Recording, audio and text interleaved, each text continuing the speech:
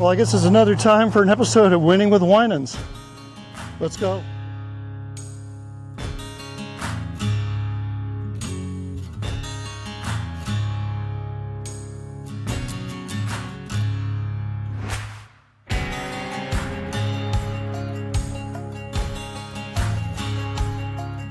And welcome to Winning with Winans, Las Vegas' newest and coolest financial show. I'm your host, Ken Winans. And for those of you who don't know me yet, I have been a nationwide financial commentator for radio and Forbes magazine for the last 25 years. Yes, I'm an old guy. I got a cowboy hat, but I got a lot of gray.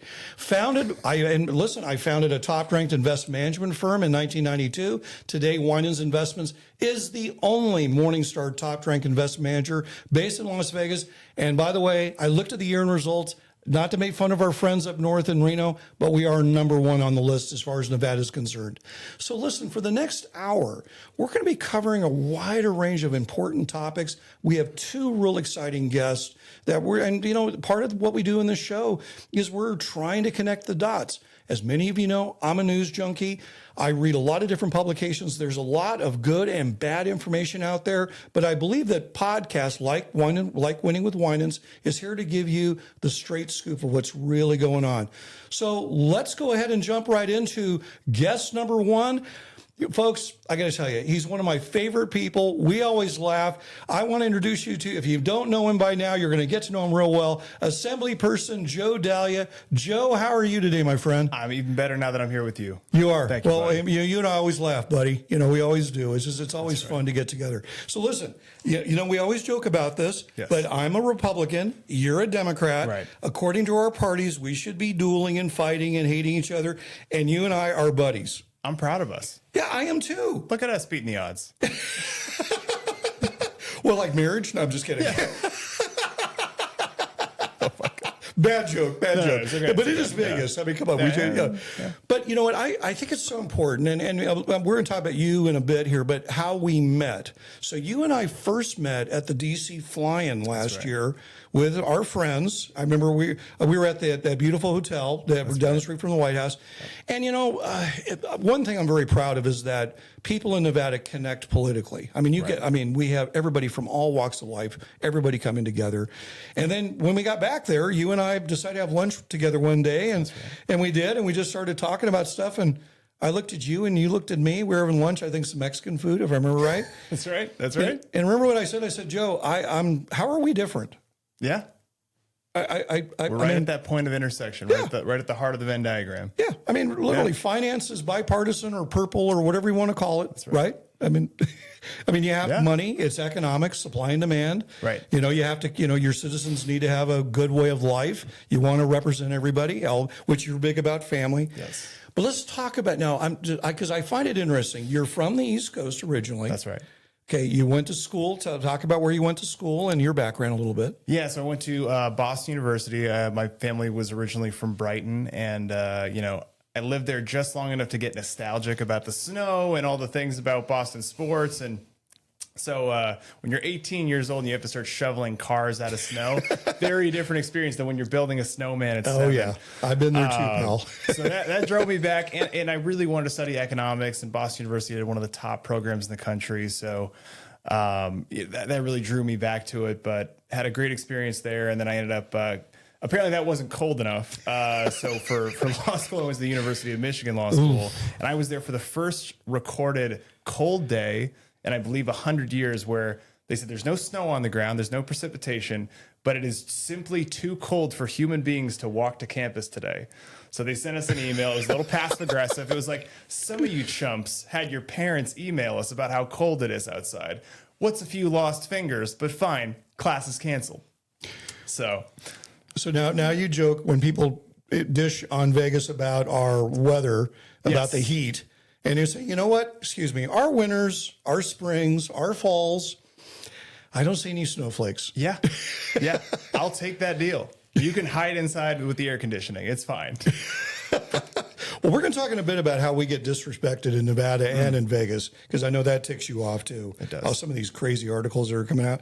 All right. So interesting. So you started a career in law. You worked for some big guns in Silicon Valley. That's right. Now, did you actually live in California and work in California? I did. So I took an interest in venture capital law and entrepreneurship during law school. I was the chief financial officer of a company going into law school. And so that kind of stoked my interest. Also being an econ guy before that, I went in knowing that I wanted to be in the entrepreneurship space. And, kind of the key to everything is the investment side, right? Because that's the engine that drives innovation. And so I knew there was a guy named Craig Douchy who literally wrote the book on venture capital law. And he worked at a firm, Cooley LLP in Palo Alto. Oh, yeah. And so I was going through the interview process. I kind of narrowed down, like, these are the firms that work with startups and venture capital firms. And Cooley, Craig Douchy was still working there when I was looking at what firm to go to. And it came down to them and Wilson Sonsini, kind of the other legendary venture capital and startup firm. And that was like one of the toughest decisions I've had to make in my life. I imagined it was the nerdy version of some of these athletes that have to decide, like, oh, am I going to go to Michigan or Ohio State? For me, it was, do I go to this nerdy law firm or this nerdy law firm where I'm going to do a bunch of transactional law? And I ended up picking Cooley because I had the opportunity to work under Craig Douchy. And so I joined not just the firm, but his group, the venture capital group, which was the top in the country at the time. And got some really great experience in Palo Alto for a couple of years there. My wife was working right down the street at Covington while I was at Cooley. And then I ended up joining her a couple of years later at Covington. So for a brief period of time, we were working together, still working in the venture capital and technology space. By that point, my practice had evolved to also include some intellectual property work. And then we had our first daughter, and that kind of took us in the direction of, like, where do we want to be long term? And that's how we ended up going from California back home, is because we realized the Palo Alto lifestyle was not right for kids. No. Just seeing kind of there were some great educational offerings, but you had kids who were having, like, nervous breakdowns at Palo Alto High because they don't get into Stanford. Stanford's like 100 feet away. So they had to live in the shadow of this school. And we realized we wanted to be part of our kids' lives. We wanted to really build a community for them. And out here back home was the right place for that. Well, it's funny because we were in the Bay Area at the same time. Right. And it's funny because I get asked all the time about living in the Bay Area. It's changed since COVID. Yeah. I mean, that was one reason I moved out of California. A lot of the things I used to love about it changed. But what you just said was it is a skewed reality. Right. Whether it's money, prestige. I mean, yeah, you're right. I mean, if you don't go to certain schools, they just, and I've always said this about Nevada that I love. They don't ask, where'd you go to school? They ask, did you go to school? Yeah, so it's not even, it's blue and white collar, a lot of military. Yeah. I mean, you imagine asking that in California, they'd go, what are you talking about? Right. All right. So now you're out here. Yes. Okay. Now you at some point decided, okay, I'm going to get into politics. Right. So what made that happen? Yeah. So, I mean, it was kind of part and parcel of the same decision, right? Like we moved back here because we wanted to build something for our kids. And I got back here and it was like a time capsule. Like I was back in my childhood district. And I had 3 kids at this point. We had 2 COVID babies, twins, Sloan and Audrey. And I kind of took a look around and I was like, well, the issues that existed in 2009 when I graduated high school, they're all still here. They're still here. We haven't economically diversified. Education's underfunded. There are all these problems in the community that we just haven't solved. And we haven't really taken the effort to make a meaningful impact on solving them either. And so that was frustrating for me. And I saw an opportunity in the assembly to actively build a better future for these kids, right? And because I think I got to a point of a loss of confidence where I was like, I can't stand by and just hope it all turns out well. I have the skill set. I have the knowledge to make a difference in this community. And if I get elected to this district, I can make big things happen. And we ended up doing that. Well, you and I agreed we're going to give the listeners a civics lesson about Nevada politics. Yes. You didn't exactly do this for the pay either, pal. I mean, this is a part-time job. This is not full-time. Our legislature, we're more like Texas in that. We're not, right. Where California is a full-time assembly, Senate, massive bureaucracy. We're the opposite of that, right. Correct? Correct. And I think the recorded salary, so this is all public record. Yeah. This is all on our contribution and expense reports, or actually I think it's our financial disclosures. You can see exactly how little we make. It's about $12,000 if memory serves every other year. So wait. $12,000 every other year? Every other year. So you're making $6,000 a year? Yeah, but they distribute it all during the legislative session. So it's a pretty tough, you really got to do it because you care about the community, right? And that's I knew the sacrifice, right? Both times actually 2 of the last 3 cycles, I have left a very high-paying private sector job to run for office. The first time I ran in 2022, I quit my law firm job to run for state assembly. And this cycle, I quit. I was in-house counsel at Meta in their privacy division. I realized that was going to be incompatible with a statewide run for office, and I made the decision that this was important enough to make that career leap. And so, you have to do it because you care, and you have to do it for the right reasons. Well, we often hear as veterans people say, thank you for your service. Yeah. I would dare say I would apply it this way too. Yeah. Thank you for your service. Hey, Joe, we have to take a quick break. Yeah. We'll be right back with Winning with Winans. Once you hear from our sponsors, and we'll be back with Assembly Person Joe Dalia. Hi, this is Ken Winans, host of Winning with Winans. And before I started the Morningstar top-ranked and money management firm, Winans Investments, I worked on the floor of the Chicago Mercantile Exchange with commodity traders. And yes, I actually know what those crazy hand signs mean that you see on television. I am sure you've heard all about the eye-popping advances in gold and oil prices, but did you know that physical commodities like cattle, soybeans, and copper have had powerful rallies far outpacing the stock market so far in the last 12 months? If this is news to you, you are not alone. Sadly, most wealth managers are employees of large financial institutions and are limited on the investment choices they can offer their clients, including commodities. Winans Commodities is one of the only registered commodity trading advisors based in Southern Nevada, founded in 2021, 100% independent and veteran-owned. While commodities trading is not for everyone, it is a time-tested way to enhance your returns during uncertain times. Call us to find out more about how commodities can fit into your current portfolio. Give Winans a try. You will not regret it. Win with Winans Commodities. And welcome back to Winning with Winans, Las Vegas' newest and coolest financial show. Yes, I'm the finance guy with the cowboy hat. And yes, I ride, I shoot, I hunt, I do all that stuff. As my guest can tell you, Assembly Person Joe Dalia. Joe, I'm just so excited to have you on the show, buddy. But hey, you and I were both at legislative session last year. And for those of you in the audience who might not know this, it's every other year. It's what makes us different than Arizona or California or I think even Utah. We're part-time, right? I mean, we basically let people be people and move on and do your own thing. But at the session, okay, what were you the proudest of last year? What did you, things you really wanted to get done last year? Yeah, I mean, I went in with this mindset. I wanted to kind of solve some problems that other people weren't going to solve. And I had some unique background. Like there weren't a lot of, former corporate attorneys that were in the state assembly, right? So I had this experience knowing that Delaware had this chokehold on a revenue source for business filings, right? And this is as blue of a state as it can get. And they had $4 billion, about $4 billion in revenue tied to companies just by default filing their paperwork there, right? Like you Google, where should I start my business, right? And as of a few years ago, the internet would have told you, you got to file in Delaware as an LLC or a C Corp. And the reason for that is because they're Delaware Court of Chancery. They got the best business court in the nation. And, because of that, you had everybody just automatically forming their companies in Delaware, right? And you had venture capital firms saying that, as an expectation for your company to be investable, we need to know you're sophisticated enough to know that you need to be in Delaware. And, thankfully, a few years back, kind of the legal winds started to shift. And so those of us that were in the nerdy know were aware of this. And I went in and on the campaign trail, I kept talking about these things we needed to do in government, right? We needed to fix that our education was underfunded, healthcare is underfunded, infrastructure is underfunded, public safety is underfunded, right? And there's just not a lot of money to go around, and we can't just always reflexively raise taxes. It's especially in a state that is proud of its low tax environment.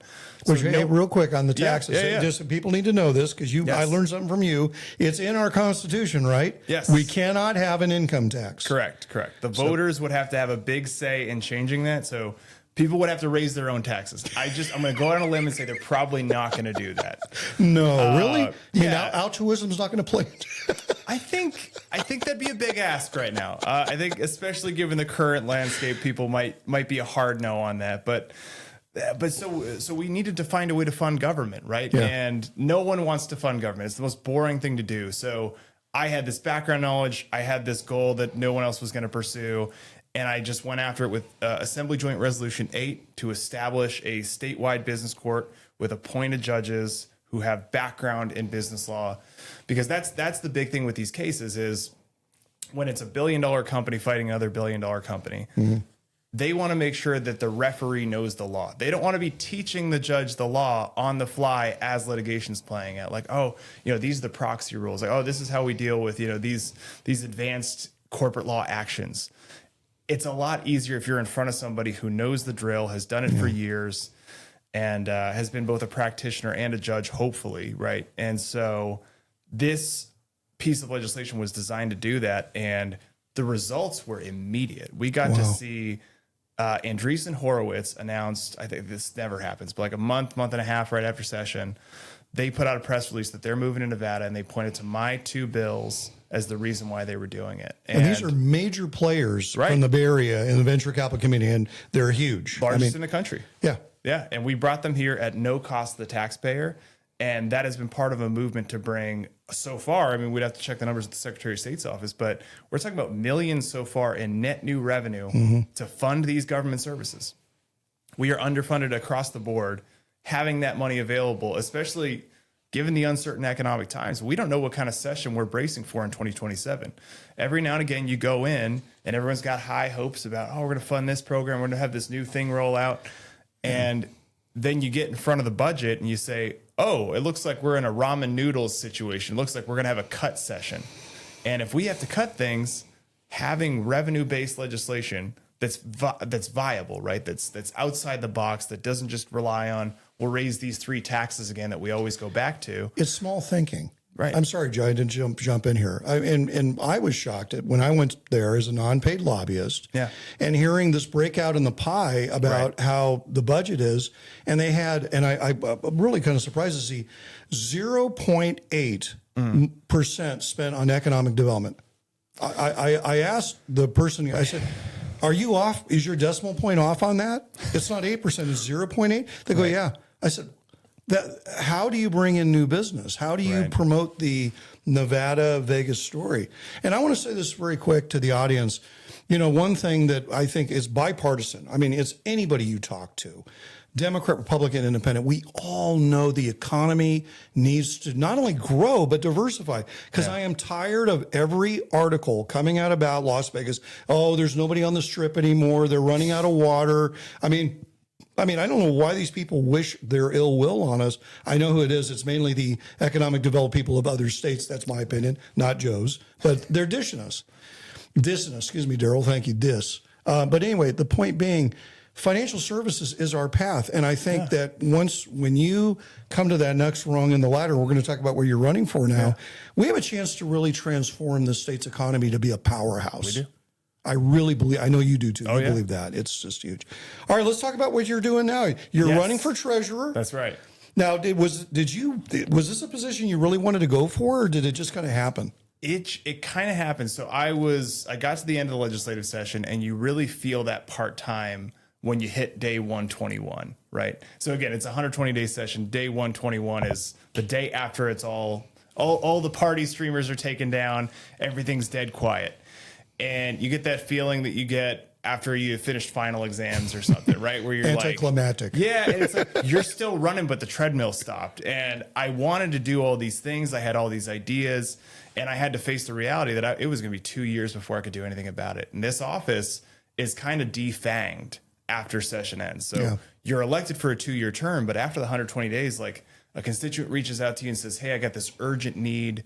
The only fix is by statute. You got to tell them, like, mechanically, we theoretically get a special session for this, but like the probability of that based on the number of stakeholders you have to get buy-in from is so low that we're probably going to be waiting 2 years. And so with this office, I saw an opportunity to make a real difference in people's lives, 365 days a year, and then still have a significant influence in the legislature, because this office comes with 5 bills. as a freshman legislator, I had 6. Yeah. So it's almost a lateral move in terms of the ability to move bills that make a difference in this state. Well, and jump in real quick. Most people don't realize that a treasurer, I mean, it's a corporate finance job. That's the thing we find funny is one of your opponents was a commodity trader in Chicago. I think he and I probably crossed paths when I was back there. And that's a great background, but investment and corporate finance are different animals. And so when you look at the differences between you and your opponents right now, where would you say number one key difference? What would you say? I think the number one thing is I am the only candidate that has had any kind of legislative experience or elected experience. So I think a lot of folks have viewed this job differently. This is an interesting race because everyone running has some relevant experience, right? But no candidate is going to have the experience in all the different areas that this office brings to bear.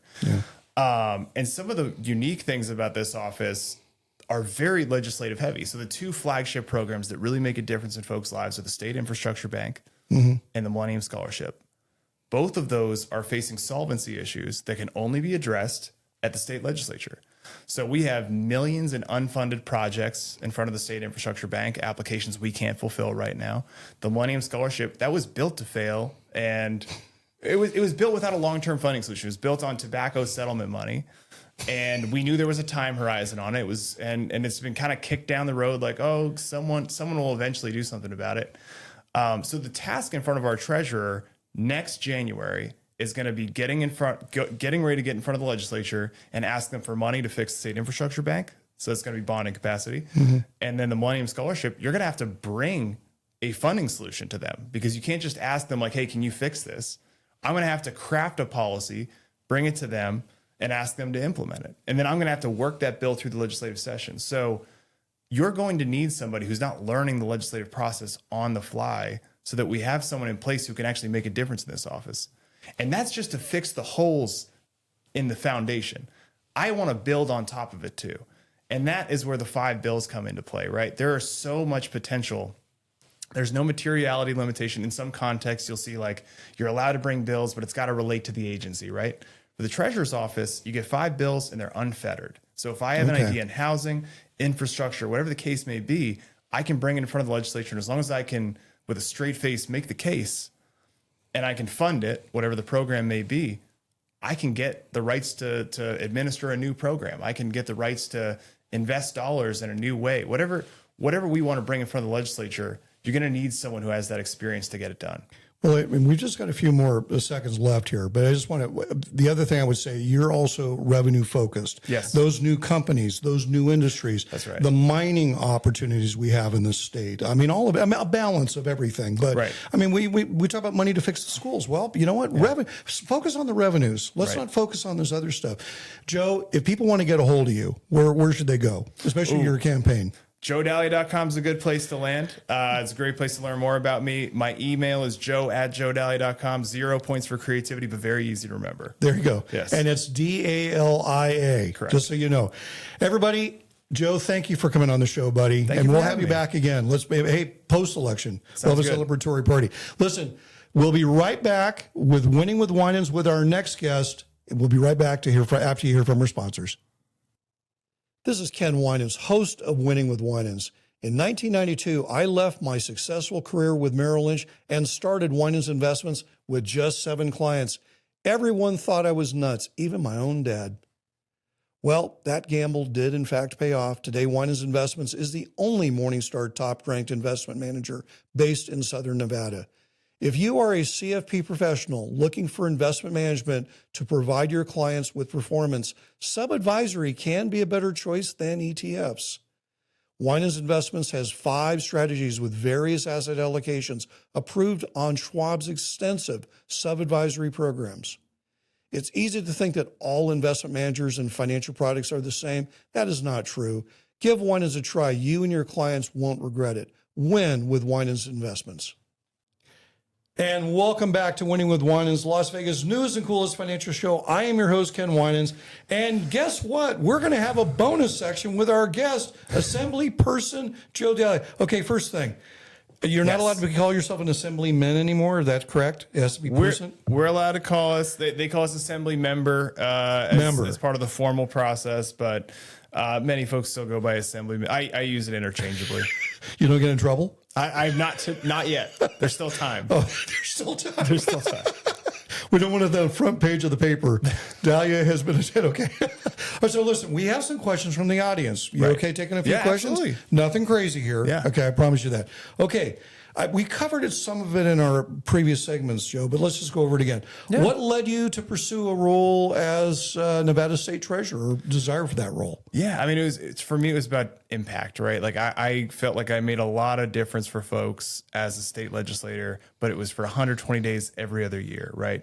And for the level of sacrifice that goes into this office, on the family side, time commitment, professionally, you have to give up a lot to do this. And so if you're going to make that sacrifice, you want to make the maximum impact on the back end. And with this office, I saw an opportunity to make a difference in people's lives every single day, 365 days a year for the duration of the term, and then also still maintain that legislative presence because the office is 5 BDRs, which again, that's almost a lateral move from my 6 that I had as a freshman. So to maintain that same, I mean, it's essentially you're trading in my ability to vote on bills, which only came up in, I think, a handful of bills at most where they were decided by 1 or 2 votes.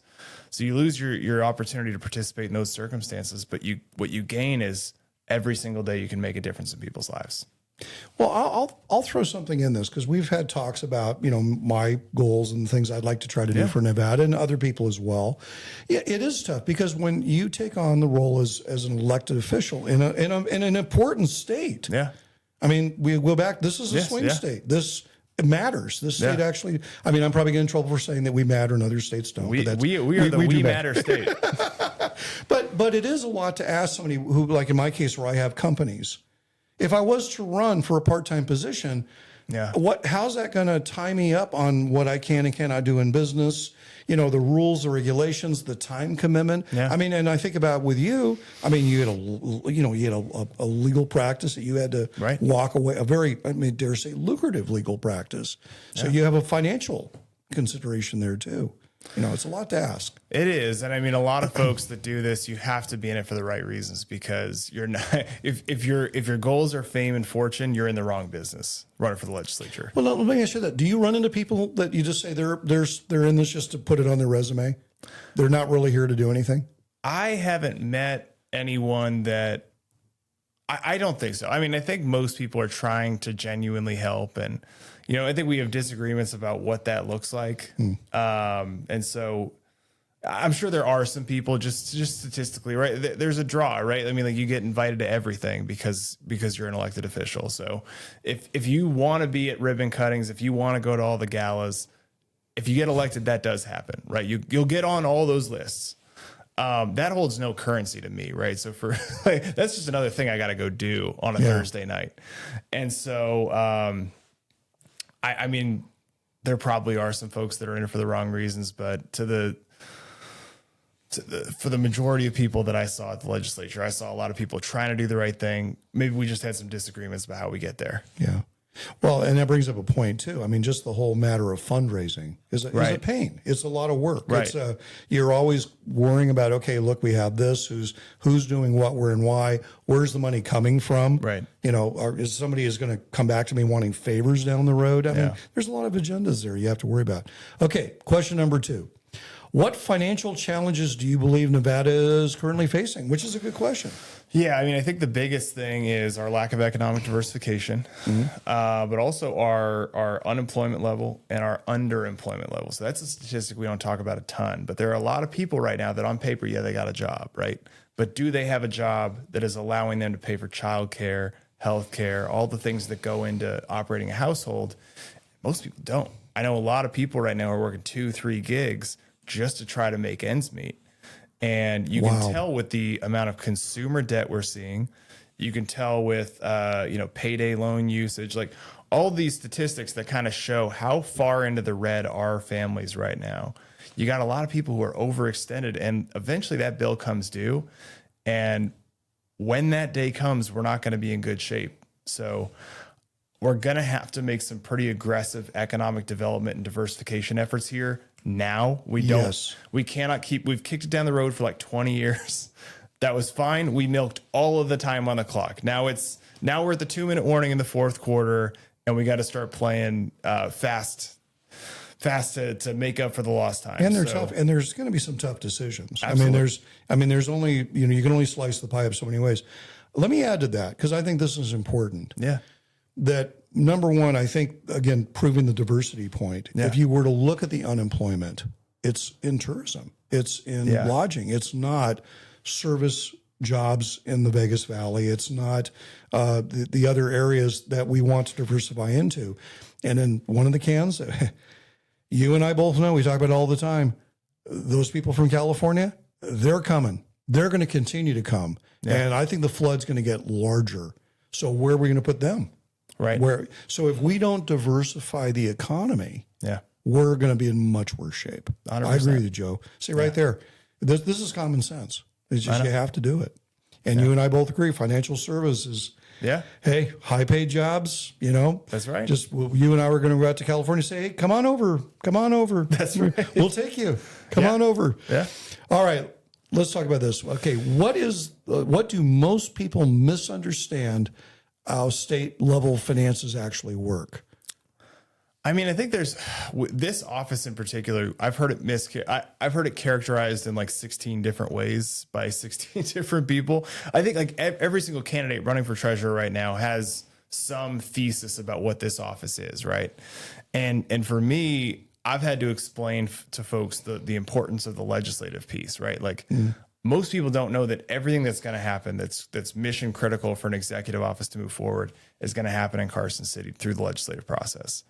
And so educating folks on how big of a role there is to play in the legislature, that the state's biggest financial programs through the treasurer's office, again, the State Infrastructure Bank and the Millennium Scholarship, are tied 100% to the legislature. Like to fix those two, you're going to have to go in front of the Assembly and the Senate and get them on board with bonding capacity and a long-term funding solution for the Millennium Scholarship. And, I think that has been part of the challenge of this, educating folks on what the office is and then on what version of experience is most relevant for this office has been a pretty big undertaking. But, the good news is it requires you to know your stuff to educate someone else, right? Yeah. You can't teach someone else, So it has, in a positive way, forced me to become an expert on this office in ways that I'm now really proud of. Well, Joe, I'll add one other part. I mean, a lot of times I think, Nevada's a big state. Yeah. The needs of the North are not necessarily the same as the needs of the South, or maybe we even say East and West. Right. You go to northeastern part of Nevada. Yeah. They still have road issues up there. Right. Down in our area, we're a victim of our success. Yeah. So it goes on and on and on in a lot of ways about you're the treasurer for the entire state. Right. So the cattle guys are going to be coming at you. The miners are going to be coming at you. The gaming people are going to, you're going to be like a Gumby doll. You're going to be torn in a bunch of different directions. Right. For those that remember Gumby. But and that's where it's so important. Like these statewide offices, you really have to keep the statewide thing in mind, right? Because you're like, I'm not just going to represent Henderson, right? I'm not just going to represent Reno. I'm going to represent Elko and Winnemucca and all these places in between that can be kind of an afterthought when you're living in a bubble, but. And you're going to have to tailor solutions that are right for all of those different groups. And one of the exciting things about the State Infrastructure Bank, if I can say banking is exciting, is. There's an opportunity to make investments throughout the state to tailor to those needs, right? So this has been used to build a fire station. It's been used to build affordable housing. It's one of our most diverse vehicles to tailor investment solutions to what a community needs. And so it's a really effective way to use our bonding capacity to build up our communities throughout the state and keep in mind that we're not a 2-city, 2-county state. Yeah. We are many different people in many different communities. And as a statewide officer, it's my obligation, my duty to do right by each of them. Yeah, absolutely. Yeah. And regardless of party affiliation or anything, it doesn't matter. Yeah. I think many times we lose sight of that. We are really a purple state in the purest sense of the word. We're purple. All right, let's see here, Joe. How do you plan to approach fiscal responsibility and accountability in this role? That's a good question, actually. Yeah, I mean, I think that where you see treasurers getting in trouble across the country is when they try to get cute with the investment portfolio, right? Yes. And we have constitutional limitations and statutory limitations. Thankfully, like our state was paranoid about this, and so we've made the kind of restrictions that makes it hard to get too cute, right? You'd have to go affirmatively go in front of the legislature and ask for some loosening to do some experimental things. I don't plan on doing that. We have some really good investment professionals that are working in that office, civil servants who are working in anonymity that are just doing the right things for our state. I plan to work with them, leverage their experience, bring my perspective to the table, and stay conservative, right? The best way to make money for the state is to not lose money for the state. And the things you might do with a private investment portfolio, that's fine. You can do that in the private sector, but these are taxpayer dollars. These are our state funds that we have to safeguard at the highest levels. We can't get cute with it. Well, we talked about cryptocurrency before the show started. And, Right. you know, look, I'm a certified cryptocurrency trader. Yeah. I've studied this stuff. It's not suitable for public investment. And I find it funny this is even coming up in discussions. Right. Because, I mean, I joked with you about making a Nevada crypto coin. You know why? But you said, no, we can't mint our own money. I mean, Well, that's the interesting thing. This is part of that kind of institutional paranoia I was talking about. So like our Constitution, it is not entirely clear if we are constitutionally able to invest in cryptocurrency. So at that point, you're talking about to start down the road of doing that, it might be a 6-year process just to start. Yeah. And so and we're seeing some states wade into those waters. I don't think we've had enough time to see if those are going to pay off for those folks, right? And everybody who invests in those understands that they are volatile assets, and the amount you have in value might vary very aggressively day to day. And so is that an appropriate vehicle for state funds? It gives me pause, right? I don't think that agree. it's, for me as someone who understands the weight of this role and the consequences of getting it wrong. I think we have to be very, very careful about wading into any of those waters. And again, there's the legal component as well. you know, it's funny. I don't know if you caught some of the articles, but like, I guess Wyoming is stockpiling gold. I mean, they've got like $250 million worth of gold that the treasurer. And so so here's the point that gets kind of funny. Here we are, the silver state. Yeah. We're the 4th largest producer on planet Earth.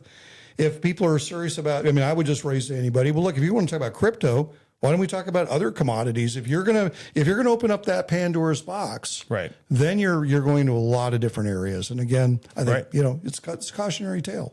Yeah. You know, all right, let's see here. What lessons from your background have prepared you for this position? So That's an hour-long presentation right there. I'll try to distill it. I mean, I've built a good combination of experiences that I think are all going to be useful for this role, right? I've got this amassed. Again, I'm an economics graduate. I was a former CFO. I started my legal career representing sovereign wealth funds, private equity funds, and other financial institutions in Silicon Valley. So I'm familiar with finance. I'm familiar with law. And now I've got legislative experience. So I've got this nice blend of things I can bring to the table. I mean, for me, I think all of those are going to end up being useful. But again, the legislative piece is so important because if an executive officer cannot work well with Carson City and doesn't respect how much of the process is going to play out during that 120-day session, you are in for a tough night. So, well, there's that. And I've been told by many people, you have to have patience. yeah. I mean, you might say, I want that bill so bad. Yeah, it's going to take you 2 years to get it done. I mean, people say, what do you mean 2 years? I could do that tomorrow. Yeah. Again, if you're not used to that, or I would also say too, I mean, you have to be bipartisan. Yes. I mean, there might be somebody who you don't particularly like. Yeah. Somebody who you can't work with on any other issue but one issue. Yeah. And you have to be able to do it and to put that aside. And a lot of people can't do that. Yeah, and I think a lot of folks forget that everything in politics is math, right? Votes that you get from the electorate, that's math, right? You win because you get 50% plus one. And the same thing holds true with legislation. You're going to get your bill over the line if you have 50% plus one, or, if it's a 2/3 bill because there's a financial component, right? But in any case, like if you have no relationships across the aisle, then you have to know going in, my pool is my party, right? So I'm going to have to get to my win number from this small denominator.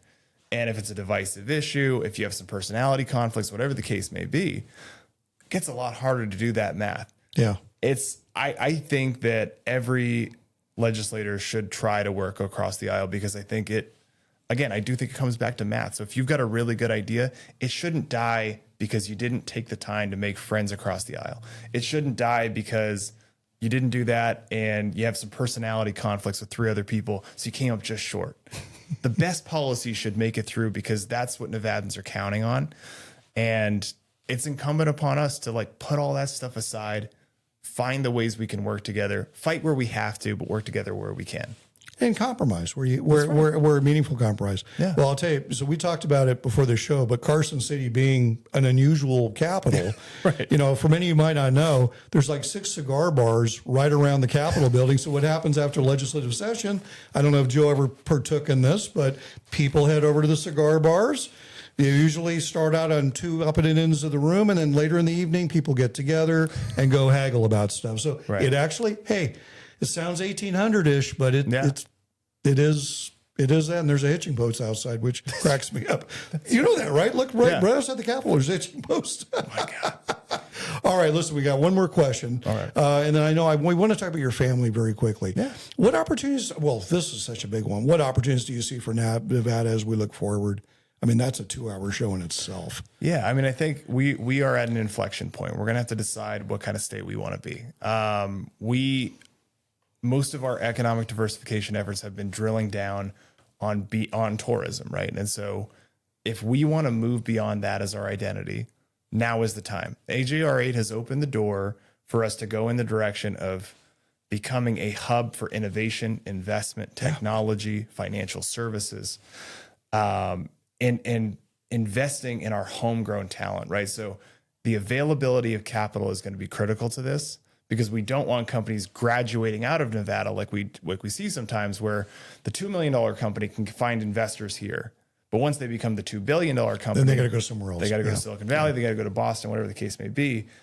We need to make sure the capital is here so that they don't life cycle out of the state and bring all those jobs and innovation out of the state.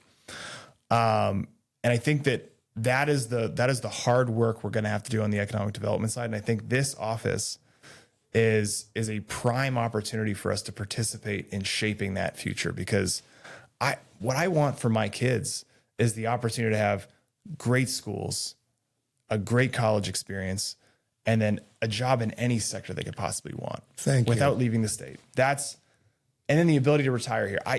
I want it to be possible. I mean, if they want to leave, they want to leave. But I see this through the eyes of my kids. Am I giving them a chance at every node in their lives to stay here without compromising? And if we can get to a point where my kids can live an entire life here without at any point compromising on some goal of theirs, I did my job. I'll add to that, if you don't mind. Yeah. I was at UNLV last night. They had, in the business school, had an investment challenge. Yeah. And many of them are born and raised in Nevada. Right. It's actually funny. A lot of them wanted to go to school in UNLV because they want to get out of the snow in Reno. So they said, we're going to come down here. Right. But the point is, Joe, I got to tell you, it was top notch. It was, I mean, you and I both have advanced degrees. We went to good schools. Yeah. The quality of the presentation I saw from these young people, and they want to work in financial services. And when I told them, I was one of the judges. Yeah. Guess what? You're not going to have to leave. I'm going to try to get those companies to come here. Yeah. And when they hear that you're fully licensed, because we're doing that whole licensing program right now for UNLV, first in the country to do this. There we go. Series 65 licenses, that they'll be able to stay. And then I'll add to that too. I think, your family and the sacrifices you're making, the quality of the community here, that is qualitative. You can't necessarily measure that, but we come together, which I want to bring up briefly. I think certainly the situation of the Charlie Kirk shooting, which was tragic, the threats that happened up, and I guess it was where those local elected officials were harassed and assaulted. Is there a concern amongst the legislation here? Because we are an open carry gun state. I mean, do you get security, if you don't mind me asking? Are you protected? Yeah, there's legislative police.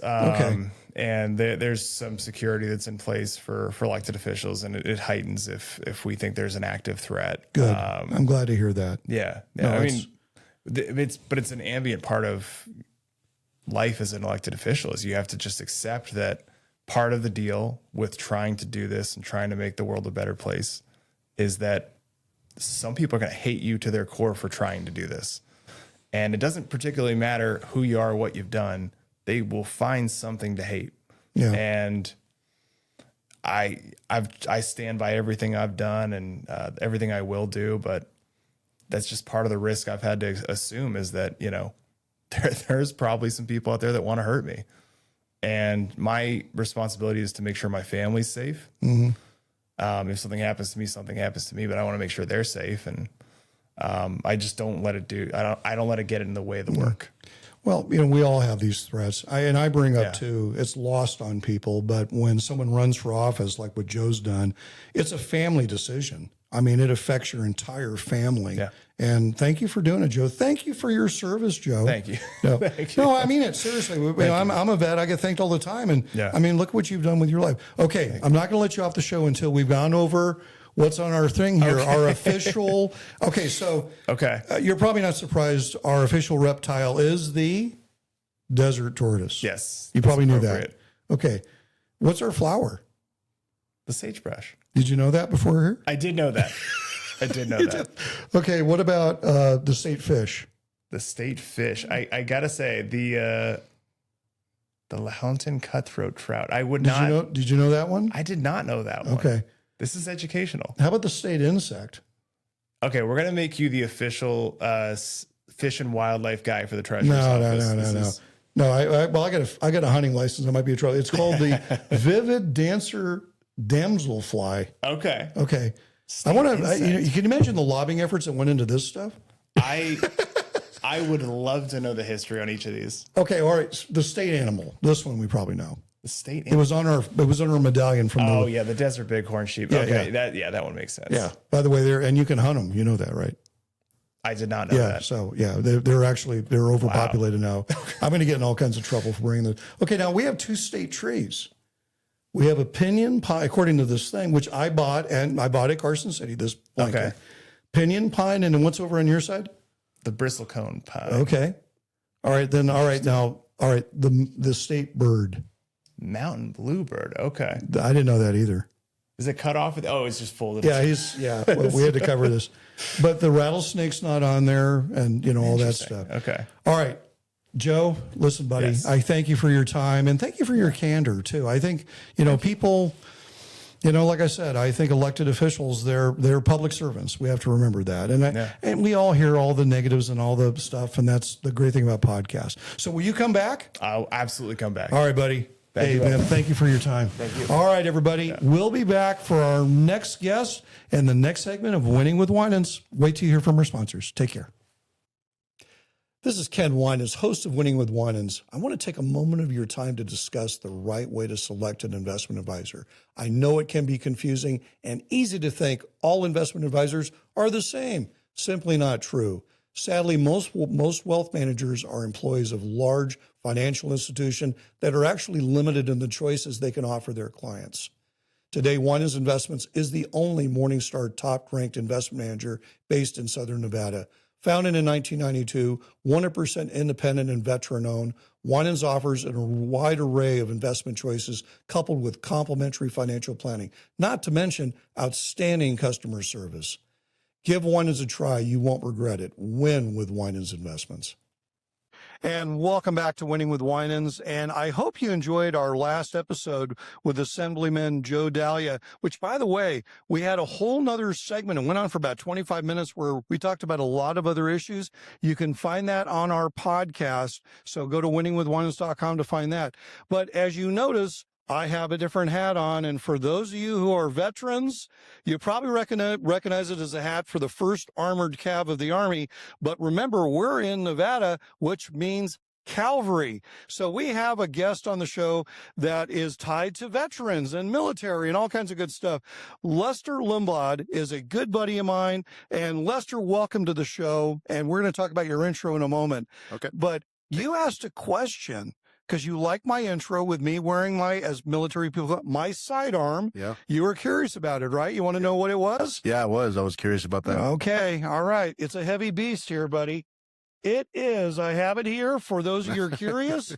It is unloaded, of course, gun safety. It is an 1847 Colt black powder pistol. So Lester, if you want to take a look at that heavy beast, Wow. can you imagine the cavalry officers that had to carry that thing around? Yeah. This is a heavy one. This is beautiful, beautiful piece. Yeah. So. Yeah. Imagine them. I mean, I can't even imagine that. The weaponry of that day, crazy stuff. Yeah. But anyway, so there you all know. Now you know what I have on the intro here. So Lester, I want to again welcome you to Winning with Winans. And listen, a little bit about your background, because you and I met, and actually, I think I might have told you, you were you and the group were critical on me deciding to move to Las Vegas, kind of like the last straw. And it was going to one of the wonderful events at the Southern Nevada Veterans Chamber of Commerce, which we'll talk in a moment about the change. Yeah. But we have a lot of fun events, veterans in business and all that. Yeah. But more important than that, you're a vet. You have your family, multiple years of service to this country. Yep. Your wife. Yep. You are truly a military veteran family. And, it's just, and yet you're carrying it forward with what you're doing after your military career. Yeah. So you were in the Navy, right? No, I was in the Air Force, actually. You were in the Air Force. I'm sorry about that. No. Yeah, both myself and my wife, we were both in the Air Force. My dad is retired Navy. Okay, that's what it was. Your dad. Yeah. So, and your wife is in what branch? She was also in the Air Force. She was in the Air Force. Yeah, both of us were at separate times.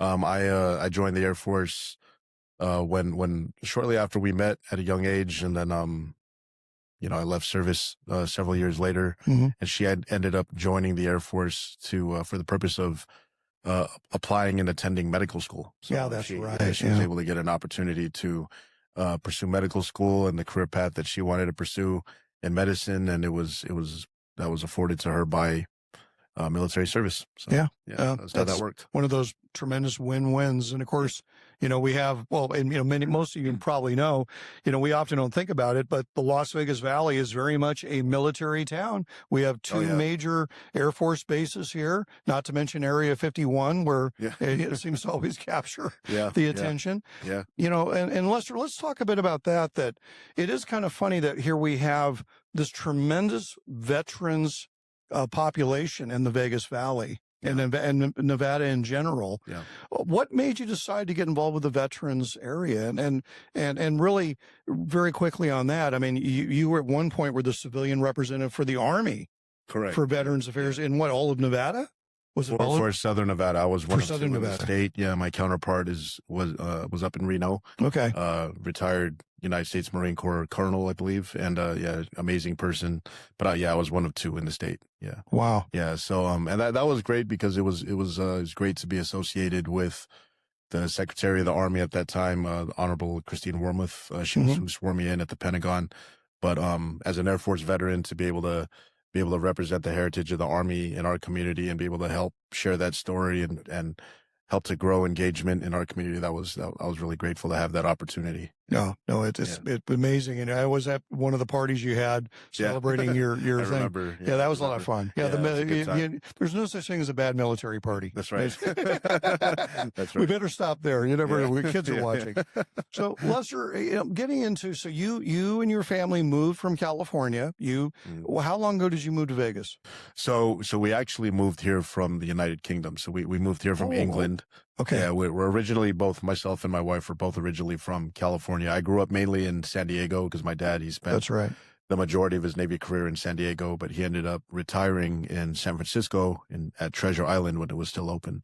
And my wife, her dad also served in the Navy, ended up retiring as a reservist over in Alameda, also in the Bay Area. So both of our families live up that way now, but we haven't lived in California for a long time. What ended up happening was my wife, as I mentioned a few seconds ago when you asked, about her medical school pathway, and ended up completing her residency over at Fort Belvoir in Northern Virginia in the Washington, D.C. area. After that period of time passed, it was about a 7-year period, which then extended into a 7-year service commitment. So it's basically you go to med school and X number of years of residency, and whatever number of years that adds up to, that's the number of years that you owe back in service. Yeah. So that was what she had. So those 7 years of service, that ended up being 3 years in Tokyo, 3 years in in England, and then the 7th year ended up being here in Las Vegas, which is what brought us here. So really see the world. Yeah, The commercials tell the truth. You might not like what part of the world you're going to see, but depending on. It's a bad joke, I know. We know so many people who've, and obviously I'm a vet as well. Members of our staff here are vets. But Lester, what made you decide? I mean, now you have a business career, you have a family, and yet you started this really great effort with Veterans Chamber of Commerce. What made you decide to do this? So really, when we came here, especially because of our family situation, when we came here to Las Vegas, I needed to have a high level of flexibility with what I was doing because, we have 4 children. At the time, they were very young. And the need for flexibility kind of made me lean toward looking at entrepreneurship and different ways that I could use my ideas to become involved in turning those ideas into businesses, basically. And but when it came time for me to look for resources to support those ideas and some of that business development, I had some difficulties trying to find whatever available resources there were in our community. There were some great resources that I was able to connect to, but then as far as, I'm a big believer in the value of relationships, and I just couldn't really see how I was going to be able to navigate the community by just starting from scratch in that way, right? So then I started to look for something that resembled the Veterans Chamber of Commerce. Didn't really have much luck finding anything that I could connect with. So because of that, I was like, okay, well, why don't we just create one? That's literally how that came about. It's like, why not me? Kind of thing. So and it grew. How many? 400 members, I think now. We're right around 275, 300. Okay. Yeah. But it was definitely very well received. Still is, in the community. When it came to engagement and community involvement and just how people saw how it was filling a gap, that was there. I didn't realize how well received it was going to be until these relationships started to become, more and more relevant in the community, and people just really gravitated toward what was happening. And a lot of people were telling me that, they've kind of wished that something like that had came about sooner, but it just took somebody to take the time to do it. So I was grateful to be, involved in helping to put that together and helping it to grow. We're about 4.5 years in now, and it's really been, in my opinion, I'm very thankful for this, but it's been an important part of bringing a lot of different organizations together and helping to promote more collaboration and cohesiveness in the community. So, and I would say people, it seems sad. I mean, the camaraderie that you brought back with your organization. I mean, I've met a lot of friends from it, and you want to do business with people who Yeah, and exactly. So, and veterans, we're a special group. And, one of the things we're going to talk about is, the veterans transition into business life. As you said, you did not find a lot of resources. It's kind of sad in a way. Yeah. We hear often about VA issues, but there's, thankfully UNLV is, our friend Ross is doing a great job there on helping vets with their education, getting out there in the real world. Yeah. We're trying to work together many of them want to go into financial services. So we're trying to maybe do a licensing program for them. Oh, that's beautiful. But Lester, I have to say too, and I think again, what makes Vegas so special, I get asked all the time about the differences I've seen between here and other parts of the country, and most notably California. Yeah. There's so many vets here. Yeah. And so many vets who go to church, that they're here, and nobody is from here. So you can't say who did what to whom, or none of that matters. It's a true community here. Yeah. And the veterans are revered. I mean, they really are. I mean, people here love their vets, and the vets love the community. So you just find it all over. And I think that's special. And groups like yours do it. Yeah. Thank you. Yeah. I totally agree. Like the veteran community here in Nevada in general, but definitely here in Southern Nevada, it's a significant part of our population, and I feel like it's a significant part of our local culture also. Like you mentioned, we have 2 active military installations with Nellis Air Force Base, Creech Air Force Base, all within about 35, 40 minutes of any direction in town. But aside from that, all branches of the military are very well represented here in our region. You know, we have obviously a ton of Air Force veterans, people who decided to stay here in this area, but great Marine Corps representation, U.S. Army. Navy is getting there, you know, like we don't have as many Navy vets. And don't forget Space Force. Space Force. We got Space Force Coast at Nellis. Guard. They're there, you know, they're active. That's right. You know, we can't forget them. And of course the Coast Guard. Yeah, the Coast Guard. Yeah. You run into those guys every now and then, right? Ooh, be careful.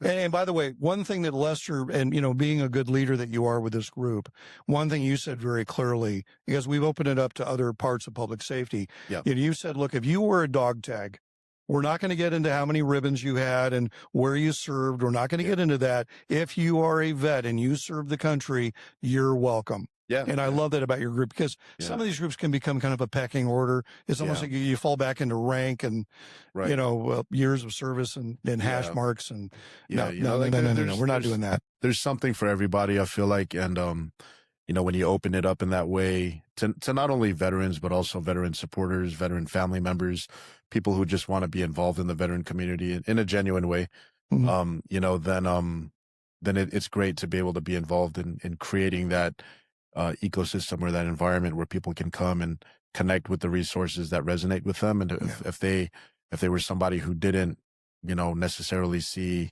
heavy combat, maybe, then, you know, like maybe it's just other resources that they're looking for that can help them with employment or starting a business. But then if it was someone who experienced a lot of maybe combat related trauma, there's going to be those resources plus other resources that can help them in other areas too. And it's just a matter of making the community aware that those resources are there. We're definitely not about trying to reinvent anything that's already there, you know, because there's no point in spending time doing that when there's already an abundance of resources.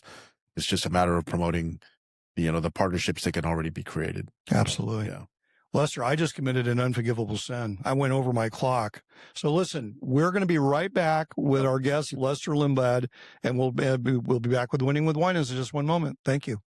This is Ken Winans, host of Winning with Winans. And before I started the Morningstar top-ranked investment management firm, Winans Investments, I worked on the floor of the Chicago Mercantile Exchange with commodity traders. And yes, I actually know what all those crazy hand signs mean.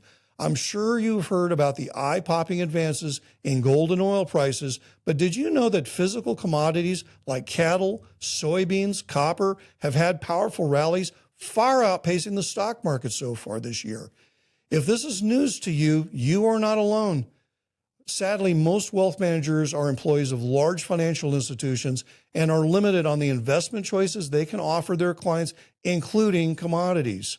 Winans Commodities is the only registered commodity trading advisor based in Southern Nevada, founded in 2021, 100% independent and veteran-owned. While commodities trading is not for everyone, it is a time-tested way to enhance the returns during uncertain times.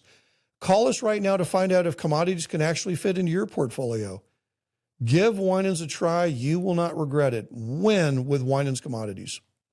And welcome back to Winning with Winans, Las Vegas news and coolest financial show. I am your host, Ken Winans, and Lester Lumbad, who's my friend. He's been one of the, actually, since I've been coming to Vegas, he's one of my oldest Vegas friends. So, that's right. Lester, again, welcome to Winning with Winans. And thanks, Ken. We've been talking about the veterans, the very unique veterans community that's going on certainly in Southern Nevada. All of Nevada, I would say, is very patriotic. Yeah. But you're trying to spread the word. So let's talk about where our organization is going, which, by the way, I'm a member of this organization. Lester's actually asked me to help with, some of the political things that go on in Carson City. Mm-hmm. I don't know. I might get us in trouble with Northern Nevada. You never know, but I'll try to keep us out of a fiefdom. But Lester, we made a change in the organization, and it's called, the new name is the Veterans Community and Founders Exchange. Correct. Yeah. Okay. What's the change?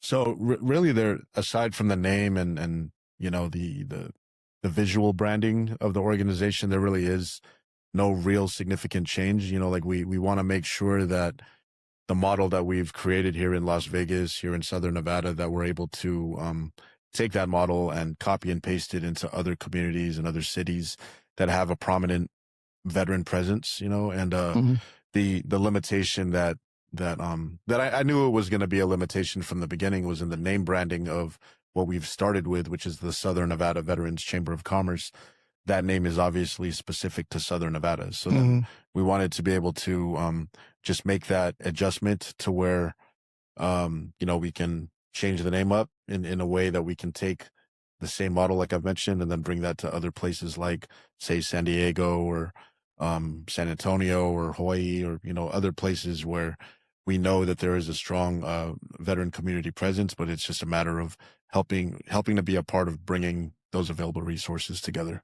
So is it safe to say that we're gone from being a state type organization to more of a region type organization? Yeah. Would that be a good way of yeah, describing it? Eventually the goal would be able to expand into a full nationally scaled organization to where, whether it's, like Jacksonville, Florida has a great veteran community, New Jersey, Washington, D.C., obviously, so places like that. And then obviously, places around Texas. There's so many different areas. I didn't know this. Wow, Lester. Yeah. So it's going to be like McDonald's. We're going to franchise out? Yeah, that's right. That's right. Yeah. So the next couple of years, we're going to see a lot of these kind of things happening. That's the goal. Yeah, that is the goal. Do you have any concerns? I mean, I'm just going to raise these issues. We know there's I've always say state lines matter. Yeah. And there's a reason we all left California. Correct. Do you have any concerns about getting into some of these very weird social kind of issues? Because, I mean, I hate to say it, but veterans, I mean, in my opinion, I mean, here we have license plates. I mean, we have it on our driver's license. Yeah. You just don't see it there. And I don't feel there's the same fondness for vets. Am I wrong in saying that, or? Well, I mean, I really can't speak for any other community, but then I know that, the difference, I guess, would be that the difference in approach would be that we would want to focus on the community itself and bringing members of that community together and different organizations in that community together, rather than necessarily engaging with the politics of that region and whether that support is there or not. Hopefully we can find the right support and the right advocacy, but if not, the first step is always going to be to bring the community together. And then when you can do that creates a lot of value for a lot of partnerships that can be formed in that community anyway, when you're able to bring certain populations together. And the veteran community is such an important part of any community. It's an important part of that community's voice that when you can accomplish that first step, then a lot of other positive things can happen too. So.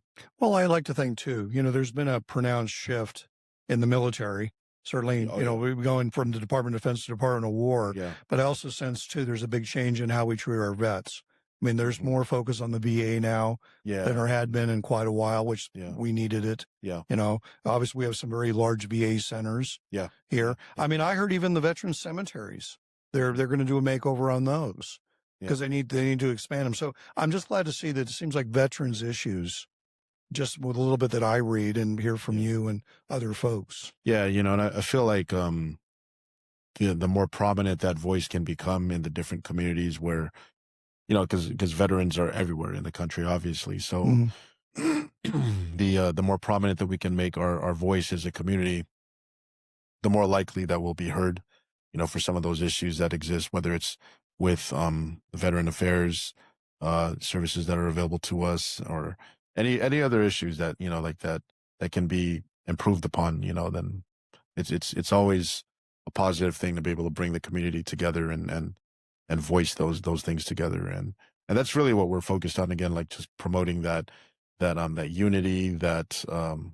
collaboration throughout the community, and trying to eliminate feelings of competition, because there's not really any need for that. That doesn't really, as far as community building, I don't really feel like that helps anybody. Yeah. You have competing entities that are looking for attention in different ways, like that. No, there's no time point for any of that. And if there's a fairly competitive group of people, you don't want to start that up with veterans. That will that's been in some not good areas. It's not a good use of energy, So Lester, I don't know if you know this, but I've been doing some work with folks at Nellis. There's a very serious interest in trying to have an aerospace museum.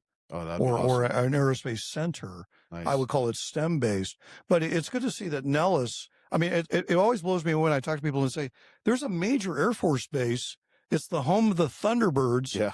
And they go, what? That's right. Yeah, you just see those runways when you're landing at Reed Airport. They're often but people don't know that. So it's good to see that the bases are trying to get more involved with the community too. Yeah, I mean that's definitely a huge positive thing. Like one thing that I've been involved in over the years, which I've really been thankful for, has been the kind of the nomination or nomination board process for our youth who are applying for military service academies. Mm-hmm. And a lot of those academic pathways with the service academies are STEM based. So to be able to build that relationship with the local military installations and highlight those STEM pathways when kids are still in school, then they can, maybe use some of those experiences to say, hey, maybe that's what I want to pursue in life, but they have to see it first, and Las Vegas is so much more than hospitality and gaming. And like there's so much more to our community than that. So it's always a positive thing to be able to highlight what's available here. I'm glad you brought it up because, obviously I'm a very big believer that, as we expand our economics of just not the Vegas Valley, but in Nevada in general, financial services. Yeah. But I'm glad you, as you said, I'm tired of people saying, oh, it's just tourism. No, this is a bipartisan, nonpartisan issue. We need to grow the economy in different places. I agree. And vets are well suited. Especially vets wanting to start businesses. It's well suited for them coming here. As you said, it's a great place to raise children. Yeah. It's a great place to start a business. Yeah. It's a very open, welcoming, non-judgmental community. Come here and do your thing. Yeah. It is wonderful from that standpoint. And then, I had to say too, I believe we're going to have a lot of veterans-based businesses moving here from California. Yeah. Hopefully so. There's a lot of benefits, a lot of advantages of developing business here in Nevada and starting a business here in Nevada. Mm-hmm. And again, because the community is so receptive to veterans in general, then the support is going to, it'll be there. Yeah. So, efforts like ours with the VCFX, like you mentioned, that the name change, and a lot of other groups that we promote collaboration with, like that can really help get the word around about businesses that are available and, ideas that could be turned into businesses and, all those different things. Absolutely. Yeah. Lester, we're almost out of time. So if people want to get a hold of you or find out more, especially vets out there who want to join our group, how should they get a hold of you? What's the best way? Yeah. So really, I would say the best way is to come attend one of our events. We have a pretty regular, cycle of events that you're able to attend, and you can get all of that information on our website, on our web calendar. That website address is going to be vcfx.org. And you can also email me if you like. I'm happy to engage with any direct questions and provide more direct information at my first initial L, last name Lumbad, at vcfx.vet. And again, happy to answer any questions there. And we're also open to anybody from law enforcement, public safety. We'd love to hear from them as well. Yeah. We're kind of an all open group. Yeah. There's a ton of veterans that come from those sectors as it is, and then again, it takes a whole community to support the veteran community. It can't just be, our veterans and their family members that live here. So. Absolutely. And it's just a great group. It's a non-judgmental. It's just, like I said, it's a lot of fun. We have fun and we do a lot of great things together. Yeah, Lester, my friend, thank you for coming on Winning with Winans. It's been great having you, and we'll have you back. We'll certainly, it'd be a lot of fun to have some things. So listen, we're just about ready to wrap up. If by chance you missed any of this podcast, please go to winningwithwinans.com, because like we said, it was an expanded podcast with more content. Listen, I just wrote a new Forbes article. Please go to Forbes.com. You read all about that.